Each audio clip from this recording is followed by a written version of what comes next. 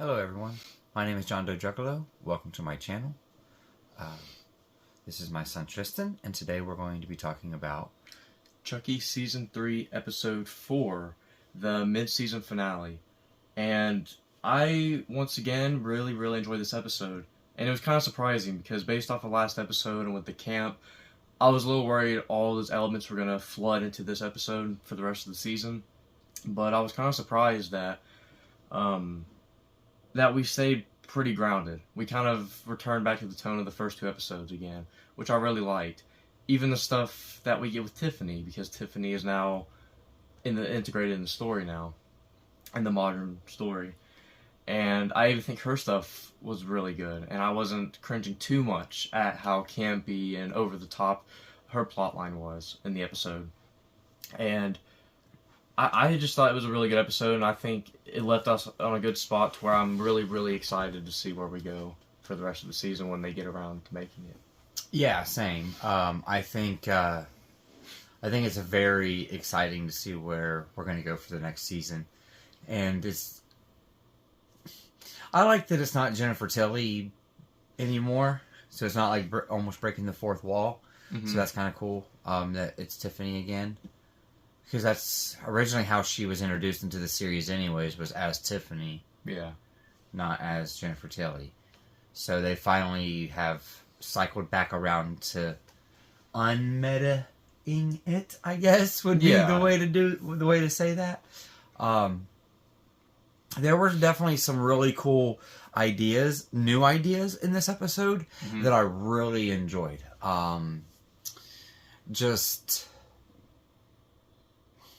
I mean, you were right last week when you were talking about how they were going to dive more deeper into the voodoo aspect of it, and I really think that's cool. I really dig what they're doing with that.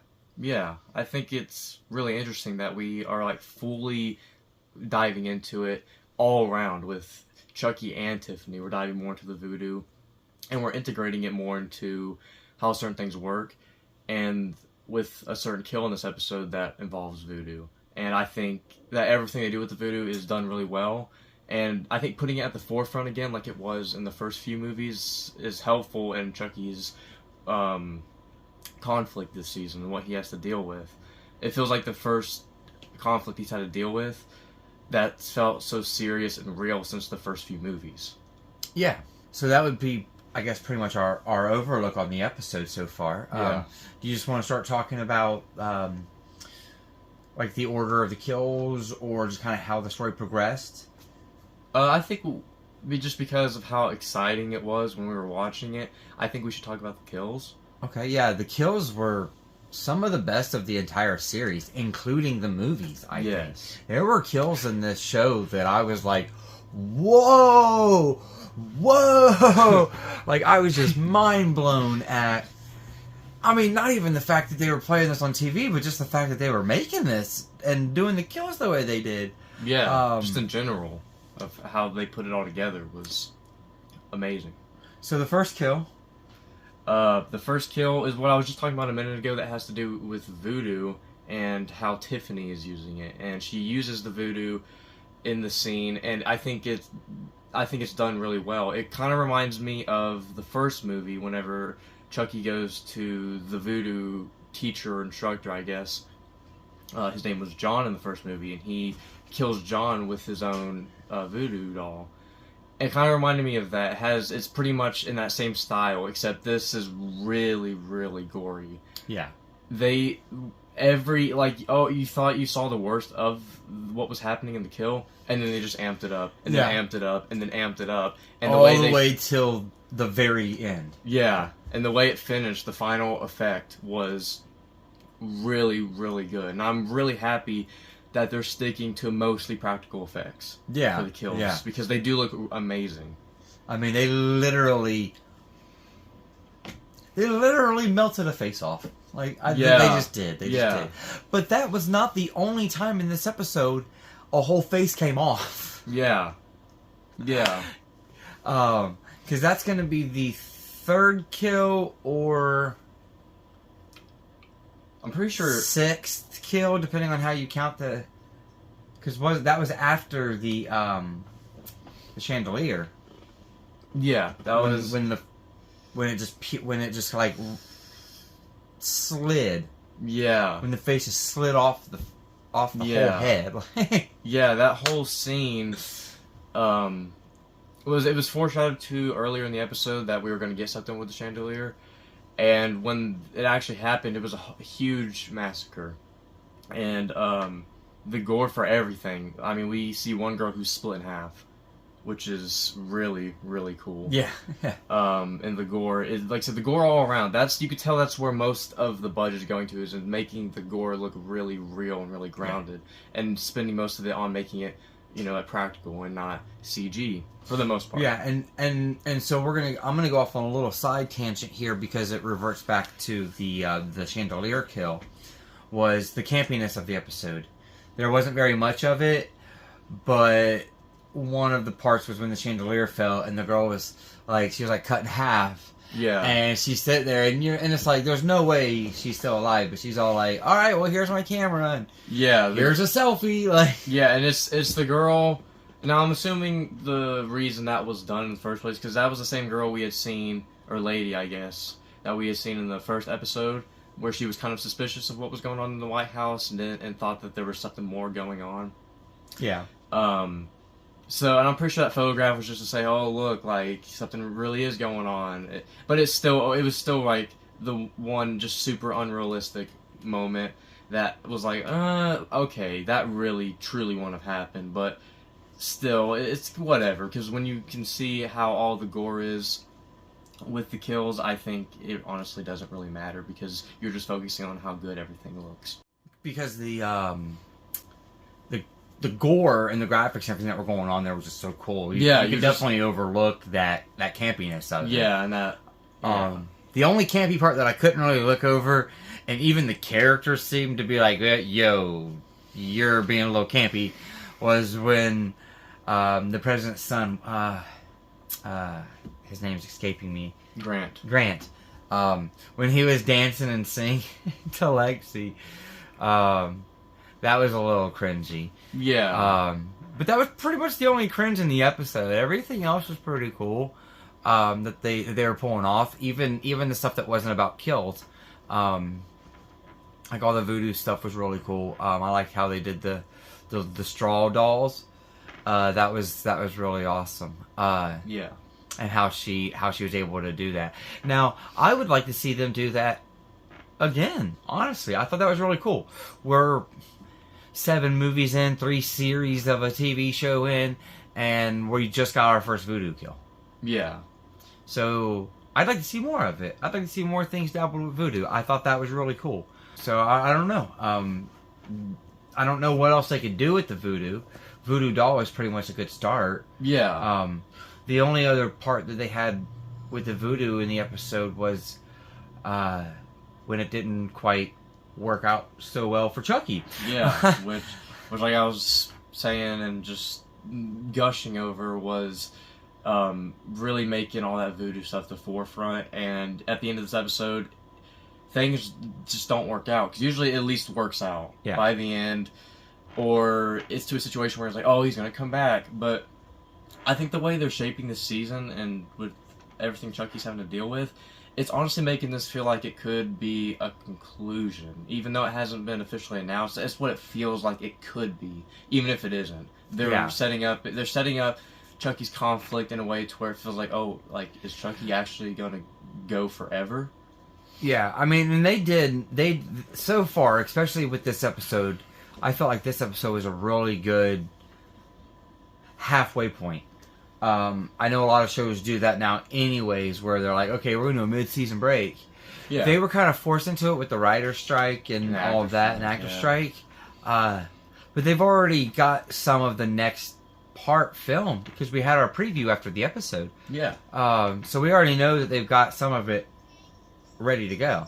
But I do feel like they probably had 1 or 2 episodes maybe. Everything we had in the preview could have easily just been cut from the very next episode. So maybe they had the first 5 filmed, and then they got cut off and wasn't able to do the last 3. So they figured, okay, we'll do a mid-season break. Yeah, we'll just do 4 and 4.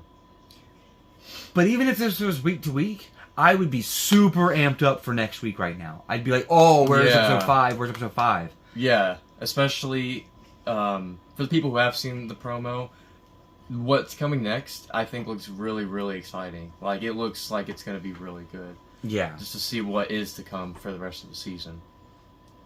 But, yeah, the next thing I kind of want to touch on is some character progression we got, mostly with Lexi and teenage son Grant, the president's teenage son.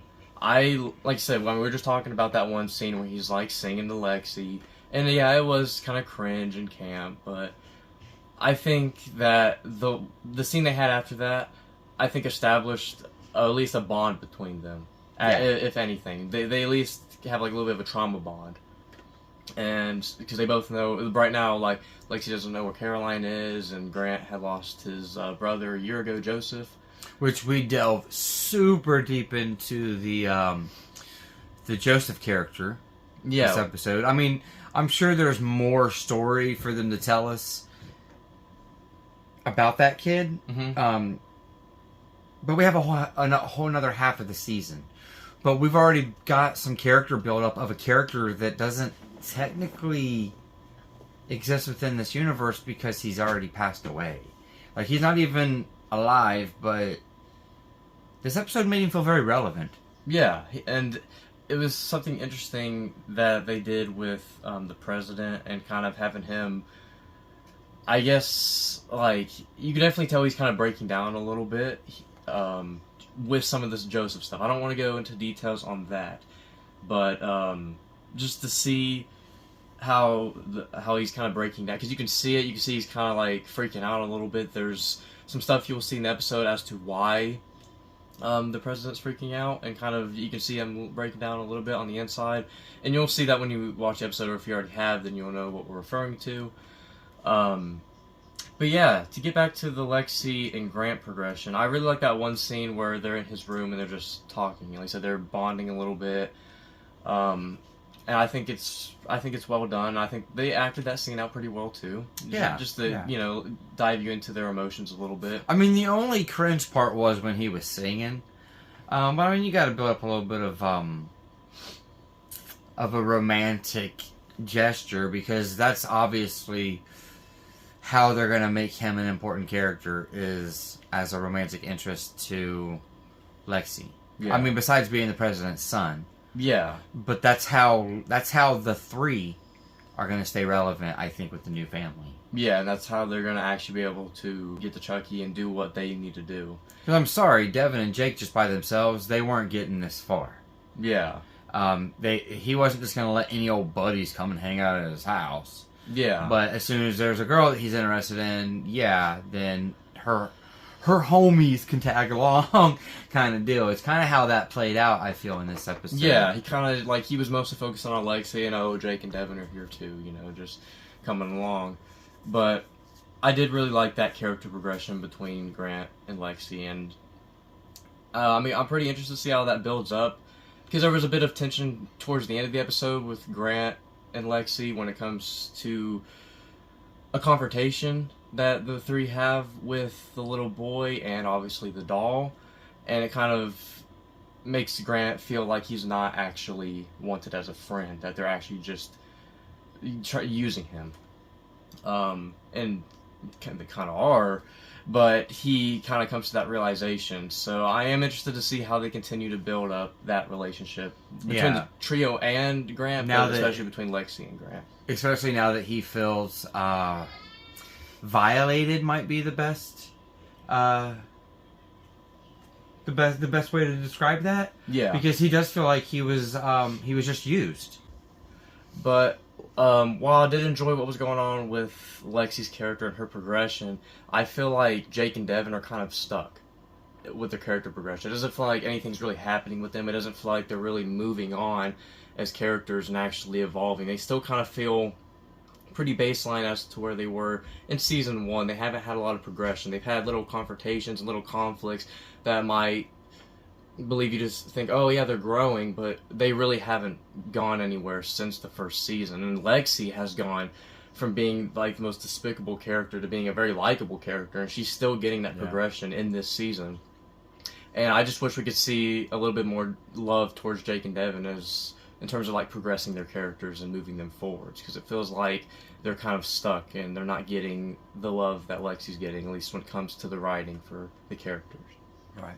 Which we'll touch more on that subject in our next video. Yeah. So was there anything else about this episode that we wanted to talk about that will not be part of an overarching conversation? No. I'm pretty sure I've discussed everything I wanted to discuss. Okay, so that just leads me into our next announcement. We will be doing one more video about this half a season. We want to do a full overview of the whole 4 episodes. We're going to sit down and we're going to watch them back to back to back to back. Mm-hmm. Yeah. And then we're going to do a full overview conversation and discussion on where we think the series is at and where we think it's going. Yeah. And we're going to talk all spoilers and all kills and all deaths and all opinions on that video. Yeah, we're going to I think that's interesting. I like, because I really want to talk spoilers. That's what's interesting to me, is talking about the nitty gritty, and I'm pretty excited to get into that. Part 1 review, I guess we could say, Chucky Season 3 Part 1 review or something like that. Yeah, because they're calling the next season Part 2, the next half of the season Part 2, according to all the advertisements so far. So I think that's about what we're going to consider that our next conversation to be, and that should be out within the next week. That may be a next week video. It may even be out a few days earlier. We haven't quite decided when we would be able to set the time aside to do a binge watch of all 4 episodes. Yeah.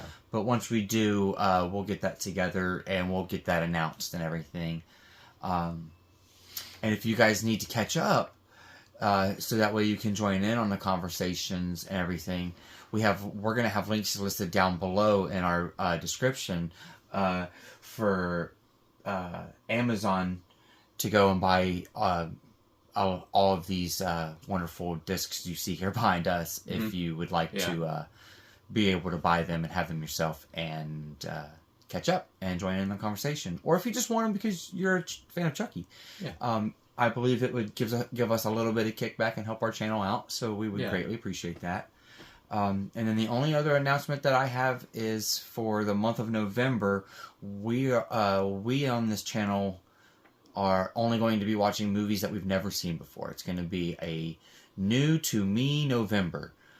So it's going to be all new movies. I don't know if I'll actually get to watching 30 movies or not, but I'll only pick up a movie and watch it if I've never seen it before. And that's what my month of November will be like. So stay tuned for maybe shorts on that. Maybe small short discussions if it's something that we watch together and we want to make a discussion on. We may do smaller contained discussions on new movies. Because I may do things that he suggests and he may watch movies that I suggest, and we may sit down and watch movies together that other people have suggested to us as well. Yeah. So that's just something to look forward to. Mm-hmm. And as always, what do you like to talk about down in the comments? Yeah, you can find me in the comment sections as Carnage Candy Productions, and if you leave just a discussion, a comment in general, I'll try to reply to. I'll at least like it. But I'll try to reply to everybody's comments. If you want to continue the conversation in the comment section, then please feel free to, because we would love to continue and keep talking about it in the comment section. So make sure you hit them up and let us know what you thought of the episode. And we appreciate you guys for tuning in today. Yeah. Bye. Bye.